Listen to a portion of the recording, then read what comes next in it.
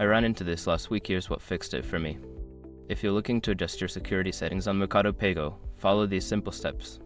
Step 1. Open the Mercado Pago app. Launch the Mercado Pago app on your mobile device. Make sure you're logged into your account to access the settings. Step 2. Navigate to Settings.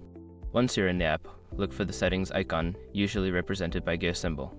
Tap on it to enter the settings menu. Step 3. Select Security Settings. In the settings menu, find and select the option labeled Security. This is where you can manage your security preferences. Step 4. Update your security features. Here, you can enable or disable features like two-factor authentication or biometric login. Make sure to toggle on any features you want to enhance your account's security. Step 5. Save changes. After making your adjustments, look for the Save button at the bottom of the screen. Tap it to ensure your new settings are applied.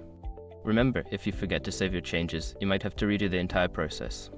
I hope this helps you secure your Mercado Pago account.